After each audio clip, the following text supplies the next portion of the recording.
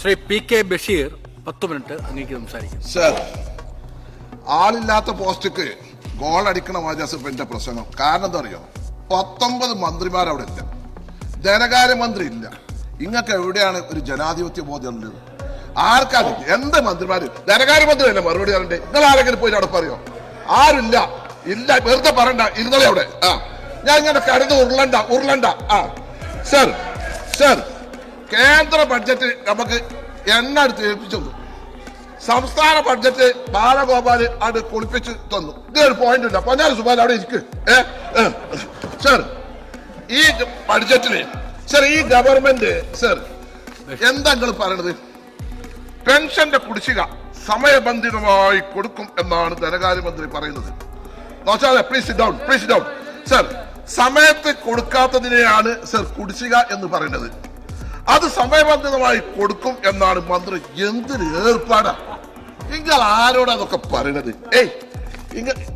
പിന്നെ നിങ്ങൾ പറയണത് ഇപ്പൊ ഇവിടെ വലിയ കാര്യം, ആദ്മി പാർട്ടി ഡൽഹിയിൽ ജയിച്ചു, തോറ്റു, അതിനാണ് നിങ്ങൾക്ക് സങ്കടം. ഞാൻ CPI-ക്കാരോടും CPM-നോടും ചോദിച്ചു, എന്തിനാ നിങ്ങൾ മത്സരിച്ചാ പോയത്? ഇല്ല 247 വോട്ടും 347 വോട്ടും ആദ്മിക്കാർ കൊടുത്താൽ പോരല്ലോ. പോരെ, എന്തിനാ അത് എന്തിനാ നിങ്ങൾ മത്സരിച്ചേ? Why should you contest the election? Sir, ഈ ആദ്മി പാർട്ടി ഞാൻ ചോദിക്കട്ടെ, ഹരിയാന തെരഞ്ഞെടുപ്പ് വന്നു, കോൺഗ്രസ് അധികാരത്തിൽ പോയി, ആരെ കൊണ്ട് പോയി? ആ ആദ്മി പാർട്ടി അവിടെ മത്സരിച്ചു. അന്ന് നിങ്ങൾക്ക് സങ്കടമില്ലല്ലോ, അന്ന് നിങ്ങൾക്ക് കോൺഗ്രസ് തോറ്റാ മതി. BJP വന്നാലും നിങ്ങൾക്ക് പ്രശ്നമില്ല, നിങ്ങൾക്ക് പ്രശ്നമില്ല.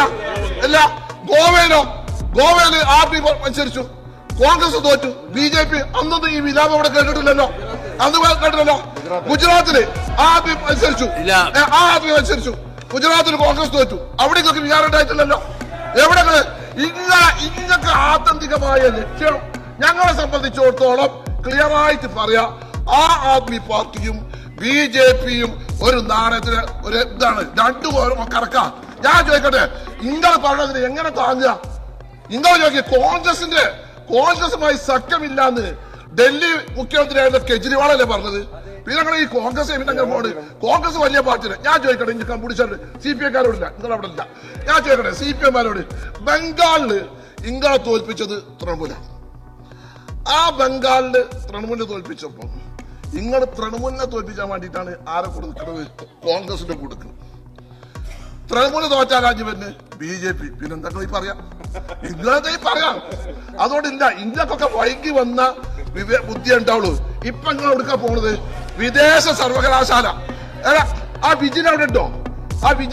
എന്റെ ബഹുമാനായ സുഹൃത്ത്, യുവ സുഹൃത്ത് വിജിൻ. ആ വിദേശ സർവകലാശാല മറ്റേ നമ്മുടെ വിദേശ നേതൃത്വത്തിന്റെ പോയിട്ട് മുഖത്തടിച്ചത്. എന്നിട്ട് നിങ്ങളിപ്പോ വിദേശ സർവകലാശാലക്ക് അതിന് ക്യാമ്പസ്, അതിന് സൗകര്യങ്ങൾ ഒക്കെ ചെയ്യാം. സ്വാശ്ര കോളേജ് ഇങ്ങക്കില്ല. ഒന്നാമത് ഇങ്ങളെ പറഞ്ഞിട്ട് കാര്യമില്ല. ആരെങ്കിലും കോൺഗ്രസ് വന്നാൽ, ആരെങ്കിലും ലീഗ് പോയാൽ ഓനെ പിടിച്ച് പിറ്റേന്ന് സ്ഥാനാർത്ഥിയാക്കുന്ന ഒരു ഗതികേടിലേക്കാണ് നിങ്ങൾ പാർട്ടി എത്തിയത്. പണ്ട് നിങ്ങൾ പാർട്ടിയുടെ സംസ്ഥാന കമ്മിറ്റിക്ക് ഒരുത്തം വരണമെങ്കിൽ ബ്രാഞ്ച്, ലോക്കല്, ഏരിയ, ജില്ല കഴിഞ്ഞിട്ടുണ്ട്. പൊന്നാറ നിങ്ങളെ സെക്രട്ടേറിയറ്റ് അല്ലേ, കേന്ദ്ര കമ്മിറ്റി അല്ലേ? നിങ്ങൾ ആലോചിച്ചിട്ട് എവിടെയാണ് പാർട്ടി? പണ്ട് നിങ്ങൾ ചിന്ത കൊടുക്കും. ഞാൻ പറയട്ടെ, എനിക്ക് ഭയങ്കര സങ്കടമുണ്ട്. ഈ പാർട്ടി ഇപ്പൊ ആർട്ടിഫിഷ്യൽ ഇന്റലിജൻസിനെ പറ്റി ക്ലാസ് എടുക്കാണ്. ഞാനിങ്ങനെ അന്തപൂടാണ്. അത് കേട്ടിട്ട് ഈ കുട്ടികളൊക്കെ സ്റ്റേറ്റ് കമ്മിറ്റി, ജില്ലാ കമ്മിറ്റി ഇങ്ങനെ നിൽക്കലുകള് ഉള്ളാട്ടിക്കാണ്ട് എന്തൊക്കെ നിങ്ങൾക്ക് പറയാൻ കഴിയും? എന്താ ഗോവിന്ദ മാസ്റ്റർ പറഞ്ഞത്? ഇങ്ങനെ മൂത്ത് വന്നാൽ പിന്നെ മാർക്സിസത്തിന് എന്ത് പ്രസക്തി എന്താണ് ചോദിക്കുന്നത്? അവിടെയും മാർക്സിസത്തിന് പ്രസക്തി ഉണ്ട്. എന്നിങ്ങനെ ആ ഉപയോഗിക്കുമ്പോൾ 60% ആളുകളുടെ ജോലി പോകും, അധ്വാന വർഗത്തിന് പണിയില്ലാതെയാവും, കമ്പോളത്തിലെ ക്രിയാവിക്രയശേഷിയുടെ 60% കുറവുണ്ടാവും, മുതലാളിത്തത്തിന്റെ ഉൽപ്പന്നങ്ങൾ വാങ്ങാൻ ആളില്ലാതെയാവും, ലോകത്തെ ഒരു രാജ്യത്തിന് മുന്നോട്ട് പോകാൻ കഴിയാതെ വരും, അത് സോഷ്യലിസത്തേക്കുള്ള പാതയൊരുക്കും. അങ്ങനെ വരുമ്പോൾ ഉള്ളവരും ഇല്ലാത്തവരും തമ്മിൽ അന്തരം കുറയും. അത് മൗലിക മാറ്റത്തിന് കാരണമാകും. ഈ സാഹചര്യത്തിലാണ് മാർക്ക് സമ്പത്തിന്റെ വിജയം എന്ന് പറയുന്നത്. ഇത് ചിലപ്പോൾ നടക്കണമെങ്കിൽ 100-150 കൊല്ലം കഴിയുന്നു. ഞാൻ അത് കേട്ട് കൈയടിച്ചല്ലേ. പിന്നെ എന്താ അങ്ങനെ പറഞ്ഞത്? പിന്നെ മാർക്സിസത്തിന്റെ കാലഘട്ട ദോഷം ഉണ്ടാവില്ല, എന്നാൽ മതഗ്രന്ഥങ്ങൾക്കൊക്കെ കാലഘട്ട ദോഷം ഉണ്ടാവും. നല്ല മുന്നേ ശരിയാ, ഇങ്ങൊക്കെ ഉണ്ടാവുള്ളൂ. ഇങ്ങൊക്കെ എവിടെ അല്ലത്? നിങ്ങളൊന്ന് ആലോചിച്ച് നോക്കി. പിന്നെ ഞാൻ നിങ്ങളെ പ്രശംസിക്കണ്ട. പിന്നെ ഞാൻ പറഞ്ഞു ഞങ്ങളെ പറ്റി ലീഗ്, ഞങ്ങൾ ജമാഅത്ത് ഇസ്ലാമി, മറ്റൊരു ഞാൻ ചോദിക്കട്ടെ, അന്ന് നിങ്ങൾ പൊന്നാനി തെരഞ്ഞെടുത്തപ്പോൾ സ്വന്തം പാർട്ടി പോളിറ്റ് ബ്യൂറോ അംഗത്തിന് എണീറ്റ് കൊടുക്കാത്ത നിങ്ങൾ 2 മണിക്കൂർ അവിടെ ഇങ്ങനെ കാത്തു നിന്നിട്ട് വന്നിട്ട് ഇങ്ങനെ കെട്ടിപ്പിടിച്ചത് ഞങ്ങളല്ല, നിങ്ങളാണ് തോൽക്കുമ്പോ. ഇപ്പൊ ജമാഅത്ത് ഇസ്ലാമി SCP 18,000 വോട്ടിന് രാഹുൽ മാങ്കൂട്ടം ജയിച്ചപ്പോ അപ്പൊ ഇവിടെ നിങ്ങളില്ല ബാർബർഷാപ്പിലെ കല്ല് പോലെ തേജ് പോണ പാർട്ടിയായിട്ട് CPM മാറിയിക്കണം. ഞാൻ എന്താ മനസ്സിലാക്കാത്തത്? നിങ്ങളാണ് പറയണത്, വെറുതെ അങ്ങോട്ട് പറയണത്. പിന്നെ സർ, ബഹുമാനപ്പെട്ട ധനകാര്യമന്ത്രിയോട് ഞാൻ ചോദിക്കട്ടെ സർ, ഈ വന്യജീവിന്റെ അക്രമം ഇവിടെ ഉണ്ടാവും ഞാൻ വിചാരിച്ചിട്ടില്ല. അതിങ്ങനെ കേറിയിട്ട് ഇങ്ങനെ നിൽക്കുന്നത്. സർ, ബഹുമാനപ്പെട്ട ധനകാര്യമന്ത്രി, നിങ്ങൾ കടം എടുക്കണ പൈസയിൽ 92% നിങ്ങൾ കടം തിരിച്ചടക്കാനാണ് കൊടുക്കുന്നത്. 8% നാട്ടിലെ ഒരു കാര്യത്തിന് വരുന്നുള്ളൂ. എവിടെയാണ് നിങ്ങൾ ഈ കാര്യങ്ങളൊക്കെ നടക്കുക? സർ, തൊഴിലില്ലായ്മ ഇവിടെ ബഹുമാനപ്പെട്ട രാജീവ് സാർ ഇരിക്കണം. നിങ്ങൾ വ്യവസായ മന്ത്രിയാണ്. പ്ലീസ്. നിങ്ങൾ കേരളത്തിന്റെ വ്യവസായ മന്ത്രിയാണ്. അത്യാവശ്യം ഒരു ബോധമുള്ള മനുഷ്യനാണ്. അതുകൊണ്ടാണ് സർ 7.2% സർ നമ്മളെ ഇവിടുത്തെ തൊഴിലില്ലായ്മ നിരക്ക്. ആ നമ്മുടെ തൊഴിലില്ലായ്മ നിരക്ക് കേന്ദ്ര നിലം 3.2. എന്താ കാരണം? അത് നിങ്ങളൊന്ന് പറയണം. എങ്ങനെ പറ്റി നമ്മുടെ തൊഴിലില്ലായ്മ എത്ര ദുർബലമായത്? ദുർബലമായ സമ്പത്ത് അതിന്റെ പ്രശ്നം തന്നെയാണ്. പൈസ അല്ല, തൊഴിലുണ്ടാക്കാൻ കഴിയില്ല. നിങ്ങൾ ഉഷാറാണ്. നിങ്ങളെ 12 പൊതുമേഖലാ സ്ഥാപനങ്ങളിൽ 1-ാം തീയതി ശമ്പളം കൊടുക്കാൻ കഴിയില്ല. പിന്നെ നിങ്ങൾ നോക്കണം, നിങ്ങൾ അധ്വാനിക്കുന്ന തൊഴിലാളി വർഗത്തിന്റെ പാർട്ടിയാണ്. ഒരുത്തം അധ്വാനിച്ചാൽ അവന്റെ വിയർപ്പ് ഒട്ടുന്നതിന് മുമ്പ് അവന് കൂലി കൊടുക്കണമെന്ന് പഠിപ്പിച്ച മതത്തിന്റെ അനുയായികളായ ഞങ്ങൾ, അത് സോഷ്യലിസം വരും എന്ന് പറയുന്ന നിങ്ങൾ പക്ഷെ നമ്മൾ 6 മാസത്തിന് കൊടുക്കുന്നുണ്ടോ? നിങ്ങൾ കൊടുക്കുന്നുണ്ടോ? ഇല്ലല്ലോ. 12 മാസം. 12 പൊതുമേഖലാ സ്ഥാപനങ്ങൾ. ഞാൻ പറഞ്ഞല്ല, എക്കണോമിക് റിവ്യൂ അതിന് നോക്കണം, അത് വായിക്കണം. അതിന് വായിച്ചിട്ട് നിങ്ങൾ പറയണം, അത് പഠിക്കണം, അത് പറയണം. ചില ആളുകൾ ബുക്ക് വായിച്ചിട്ട് ഇങ്ങനെ പറയും, നമ്മളിത് കാണാപ്പാടെ പറയാം നിങ്ങളോട് കേട്ടോ. അപ്പൊ അത് നിങ്ങൾ മനസ്സിലാക്കണം. പിന്നെ മന്ത്രിനോട്, കേന്ദ്ര ഫണ്ട് നിങ്ങൾക്ക് എങ്ങനെ കിട്ടുക? ഫിനാൻസ് മിനിസ്റ്റർ, നിങ്ങൾ ആ പൈസ ചെലവായിക്കളില്ലേ സമയത്ത് നിങ്ങൾ യൂട്ടിലൈസേഷൻ സർട്ടിഫിക്കറ്റ് കൊടുക്കുന്നുണ്ടോ? നിങ്ങളൊരു ആത്മപരിശോധന നടത്തണം. നിങ്ങൾ കൊടുക്കണില്ല. നമ്മൾ വെറുതെ പറഞ്ഞിട്ട് കാര്യമുണ്ടോ?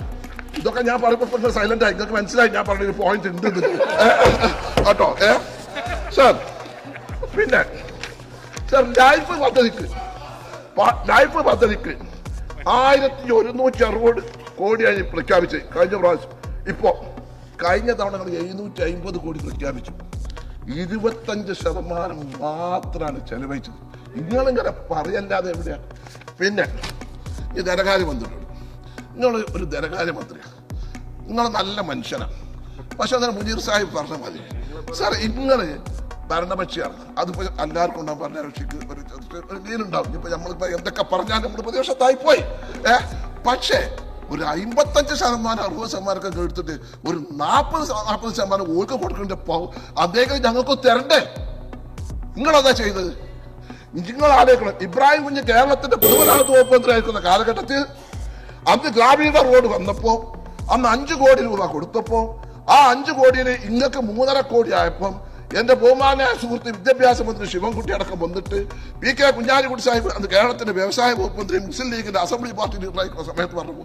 അപ്പൊ അതിന് പരിപാടി ഉണ്ടാക്കി എല്ലാവർക്കും ഇക്വലൈസ് ചെയ്തു. മാഡിസാർ കേരളത്തിന്റെ ധനകാര്യമന്ത്രി ആയപ്പോ 5 കോടി രൂപ എല്ലാവർക്കും ഒരുപോലെ കൊടുത്തു. നിങ്ങൾ 12 കോടി നിങ്ങൾക്ക് ബഡ്ജറ്റിൽ 20%. ചിലർക്ക് 15 കോടി. ഗ്രാമീണ റോഡ് 4 കോടി 15 ലക്ഷം ഞങ്ങൾക്ക്, 100% രാജേഷ് മിനിസ്റ്റർക്ക് 8 കോടി. ഞങ്ങൾ കിട്ടിയ ഞങ്ങൾ ഫേസ്ബുക്ക് പോസ്റ്റ് ആക്കുമോ? അതുമില്ല കേട്ടോ. ഫേസ്ബുക്ക് പോസ്റ്റ് ഇട്ടു. അങ്ങനെ നിങ്ങൾ എന്തൊക്കെ ചെയ്തു? ഒരു വിവേചനം പാടുണ്ടോ? നിങ്ങളത് പരിശോധിക്കണ്ടേ? പിന്നെ അതേപോലെ തന്നെ എന്റെ ബഹുമാന സുഹൃത്ത് മുനീർ സാഹിബ് ഇന്നലെ പറഞ്ഞു 5 ഫയർ സ്റ്റേഷൻ കൊടുത്തിട്ട് 4 ഫയർ സ്റ്റേഷനുകൾ ഏസും നടപടി പൂർത്തിയാക്കി 20% ഒരു പദ്ധതി. അത് നിങ്ങൾ എന്ത് ചെയ്ത്? അയാളൊരു മുൻമന്ത്രി, 32 കൊല്ലം കേരള നിയമസഭ അംഗം, അദ്ദേഹത്തിന്റെ ഒരു മണ്ഡലത്തിൽ ഒരു പ്രദേശമാണ്. സുബാന CPI ബുദ്ധിന്റെ വർഗ്ഗങ്ങൾ അവർക്ക് പറഞ്ഞു കൊടുക്കുന്നത്, ബുദ്ധിന്റെ പാർട്ടി ആളുകൾ പറഞ്ഞു കൊടുക്കണം. അപ്പൊ ഇങ്ങനൊക്കെ ഒരു വിവേചനം കാണിക്കുന്ന നിലപാട് ഇല്ല. അതുകൊണ്ട് കോൺഗ്രസിനെ നിങ്ങൾക്ക് കൈവിടാൻ കഴിയില്ല. ഇവിടെ നിങ്ങളൊക്കെ പറഞ്ഞാലും ഇനിയിപ്പോ ഒരു കാര്യം നൗഷാദേ, ആർട്ടിഫിഷ്യൽ ഇന്റലിജൻസിന്റെ ക്ലാസ് നിങ്ങൾക്ക് എടുത്തരാൻ വേണ്ടി ഞാൻ ഗോവിന്ദ മാസ്റ്ററോട് പറയാം. ഞാൻ ഗോവിന്ദ മാസ്റ്റർ പറഞ്ഞിട്ട് 100-150 കൊല്ലം കഴിഞ്ഞിട്ട് നിങ്ങൾ 2 തലമുറ കഴിഞ്ഞിട്ട് ആ കുട്ടികൾക്ക് എങ്ങനെയെങ്കിലും ഉണ്ടെങ്കിൽ കമ്പ്യൂട്ടേഴ്സ് പഠിക്കാനുള്ള ഒരവസ്ഥ ഉണ്ടാക്കി തരാൻ ഞാൻ ഉപദേശിക്കാം എന്നാണ് പറഞ്ഞത്. എന്തൊരു വൈരുദ്ധ്യാസ്ഥ ആർട്ടിഫിഷ്യൽ ഭൗതിക വാദമാണ് സ്ഥിരത്. ശൈലജ ടീച്ചർ എന്ന് പറഞ്ഞാൽ നല്ലൊരു കമ്മ്യൂണിസ്റ്റാണ്. അത്യാവശ്യം വിവരമുണ്ട്, അത്യാവശ്യം കോമൺ സെൻസും ഉണ്ട്. അതുകൊണ്ട് ഒരു കുഴപ്പമില്ലാതെ മാനേജ് ചെയ്തോടെ പോവുകയാണ്. അതുകൊണ്ട് ഈ ബഡ്ജറ്റ് ജനങ്ങൾക്ക് ഉപകാരമില്ല, നാട്ടുകാർക്ക് ഉപകാരമില്ല. ഏതാണ്ട് പറഞ്ഞു. പിന്നെ ഒരു വർഷം ഈ ബഡ്ജറ്റ് അവതരിപ്പിച്ച് ഇവിടെ പ്രസംഗിക്കുമ്പോഴൊക്കെ ഞാൻ എൻ്റെ ബഹുമാന സുഹൃത്ത് PS ജോയ് അദ്ദേഹം ജില്ലാ സെക്രട്ടറി സ്പ്രേ വാങ്ങൂല, സോപ്പ് വാങ്ങൂല, ആര് ഗിഫ്റ്റ് ഒന്നും വാങ്ങൂല. അയാൾ ഇന്നത്തെ പ്രസംഗം ആ ഊർജ്ജസ്വലത കണ്ടില്ല. കാരണം ബഡ്ജറ്റ് നിരാശകരമാണെന്ന് അദ്ദേഹത്തിന് തന്നെ അറിയാം. എങ്ങനെ പാർക്കിന്റെ കമ്മിറ്റിക്ക് റിപ്പോർട്ട് ചെയ്യുന്നത് ആലോചിക്കുന്നത്. അതുകൊണ്ട് ഞാൻ ഈ ബഡ്ജറ്റ്